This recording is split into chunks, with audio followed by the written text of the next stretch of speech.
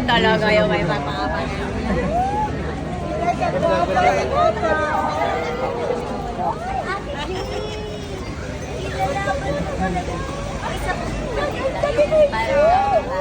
Ay, nandito yung king, yung bag.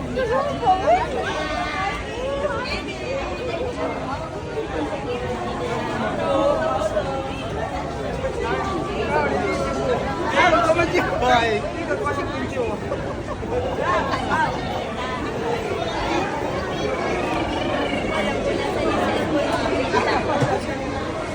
Kaya papatong nga. Sige, king. King. Pwede matingin mo. Okay, wait lang.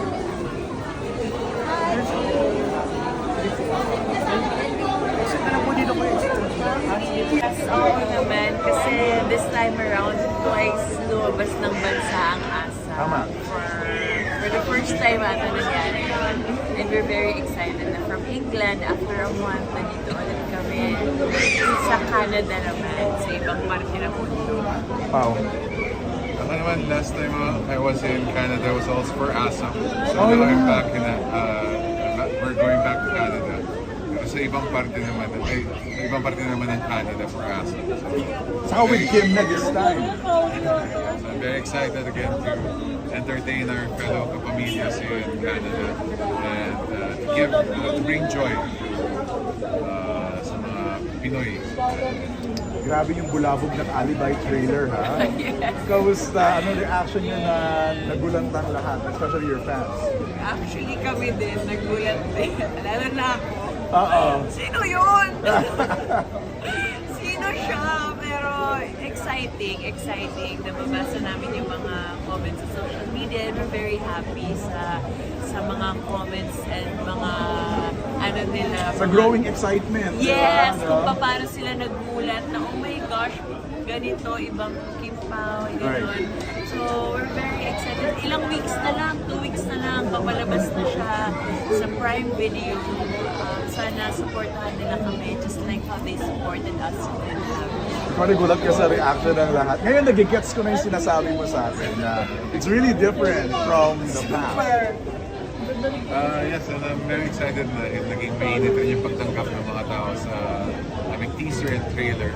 And to let everyone know as well, we're going to be shown in 240 territories across the globe. So, syempre, mas mga kapamilya natin or mga kababayan natin, mga fellow Filipinos abroad na gusto mapanood ang Realibay. Make sure to check out kung well, I'm pretty sure mapapalabas din sa bansa kung nasan kayo ang Realibay. So, sana mapanood. sa Prime Video. Prime Video Philippines, isa sa mga tumatak sa akin, Sarah, last question na, is yung nagubad ka sa dance floor ba yun or something? Yeah. Grabe naman. Bigay ko na pala, please, panoorin nyo. Please subscribe to Prime Video. Binigay mo na ang lahat? Yes, ito na talaga yung pinaka most daring role I did in my entire Is that ano, Paolo career. Abilino approved? Yung Oo naman, nandun siya. Para sa akin naman, hindi naman siya ganun ka-daring, pero baka daring for Kim. Para sa akin, as a Kim Chu girl from Right. Cebu City, Right. this is different. Pero nakakatuwa kasi binigyan kami ng ganyang opportunity ng Dreamscape and of course ng Prime na ma-showcase na gano'n. Isang photo lang together, please, for ABS-CBN News. 1, 2... Kim, sa ate Jay sa likod mo.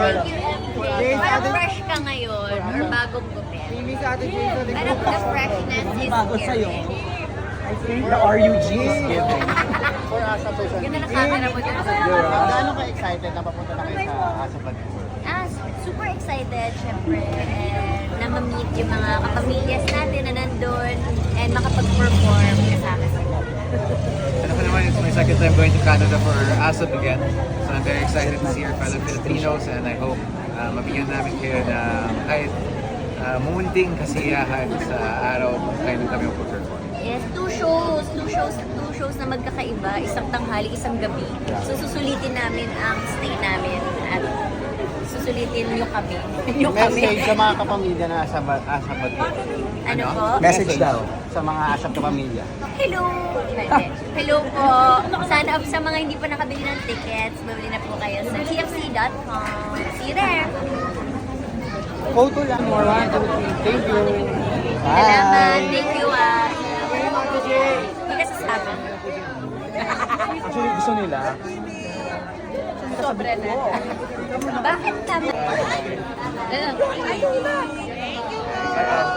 Yung kapawit.